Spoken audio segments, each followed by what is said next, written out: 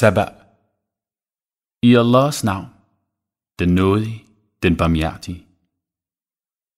Priset være Allah, hvem alt i himlene og på jorden tilhører.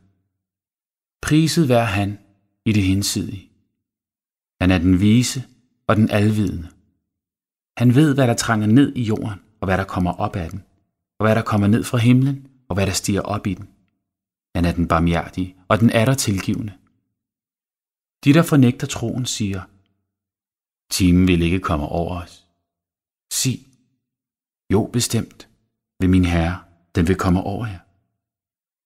Ved ham, som kender det skjulte, indtil de himlene og på jorden, om det blot har et støvkorns vægt, undslipper ham, og der findes intet, der er mindre eller større end dette, der ikke står i et tydeligt skrift, og at han kan belønne dem, der tror og gør gode gerninger.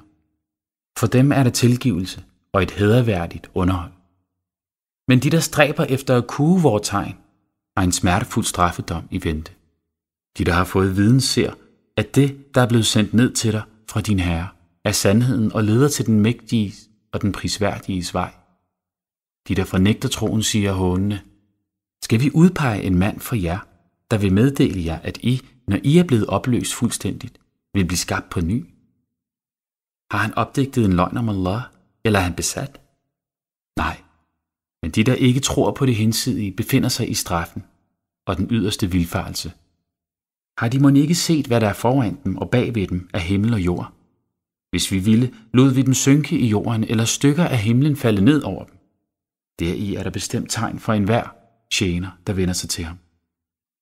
Vi skænkede bestemt David vor gunst og befalede i bjerge, syng Allahs pris sammen med ham, og lige så fuglene.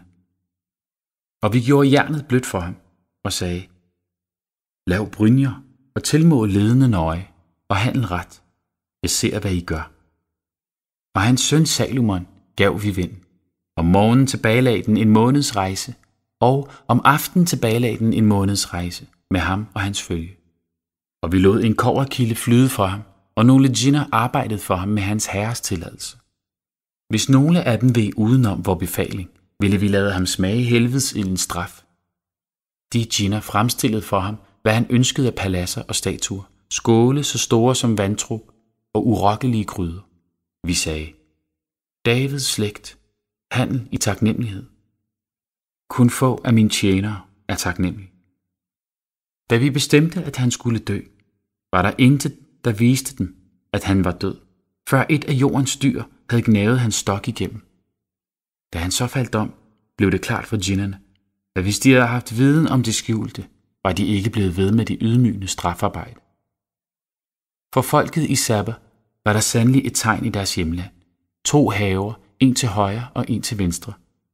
Vi sagde, spis af jeres herres underhold og vær taknemmelig mod ham. Det er et godt land, og han er en tilgivende herre.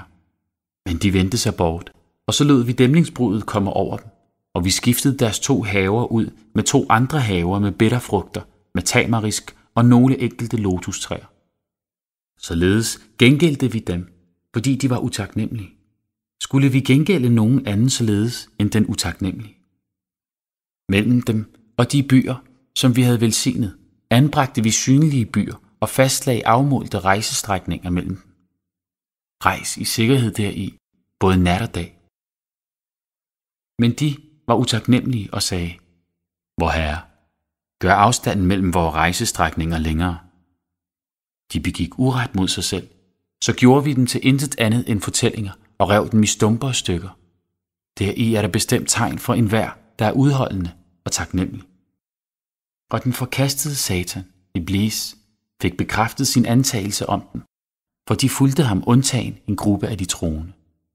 Og han fik kun magt over dem, så vi kunne skelne dem, der tror på det hinsidige, fra dem, der tvivler derpå. Din Herre våger over alt. Sig, påkald dem, som I antager for guder ud over ham.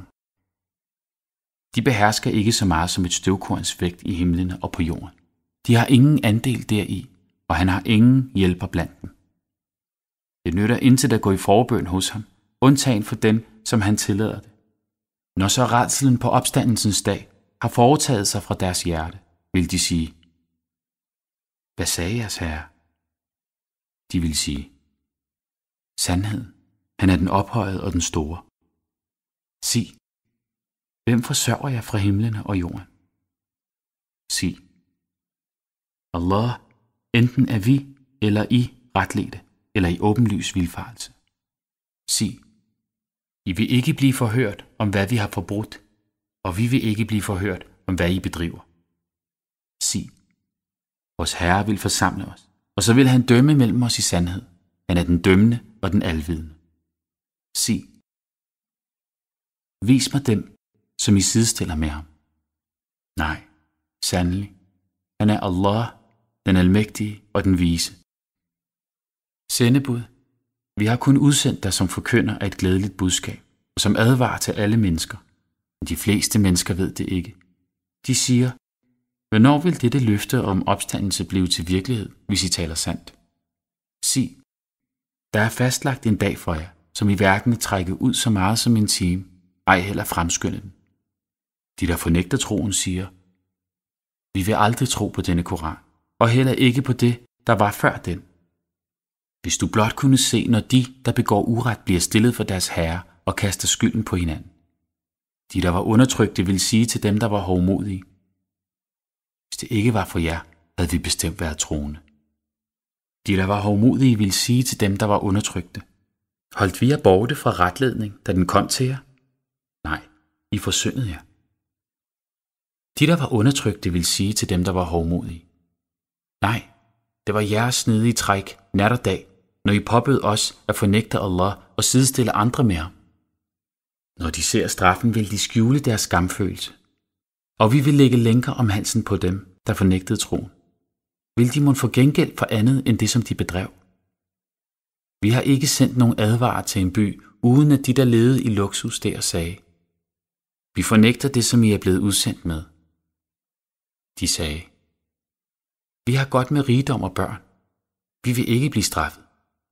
Sig: Min Herre udvider eller indskrænker sit underhold for hvem han vil, men de fleste mennesker ved det ikke. Det er hverken jeres rigdom eller børn, der vil bringe jer i vor nærhed. Men de, der tror og handler ret, de vil få det dobbelte til gengæld for, hvad de bedrev, og de vil være i sikkerhed i høje sale i paradis. Men de, der stræber efter at kue vores tegn, de vil blive ført frem til straffen. Sig: Min Herre udvider eller indskrænker sit underhold for hvem han vil af sine tjener. Hvad I end giver bort, så vil han gengælde jer det. Han er den bedste forsørger. Og på den dag, hvor han forsamler dem alle, vil han spørge englene: Var det jer, som disse tilbad? De vil sige: Priset vær du. Du er vor ven, ikke disse. Nej, de tilbad djinnerne. De fleste af dem troede på dem.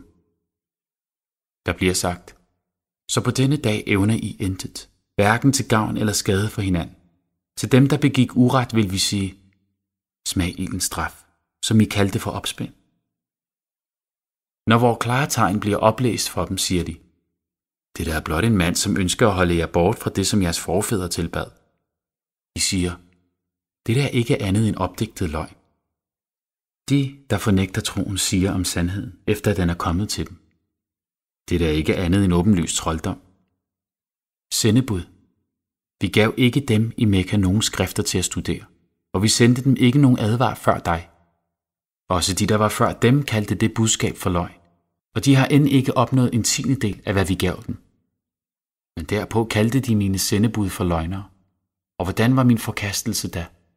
Sig: Jeg formaner jer kun om én ting, at I træder frem for Allah, 2 og 2 eller enkeltvis, og så tænker jeg om, for jeres ven Muhammed er ikke besat.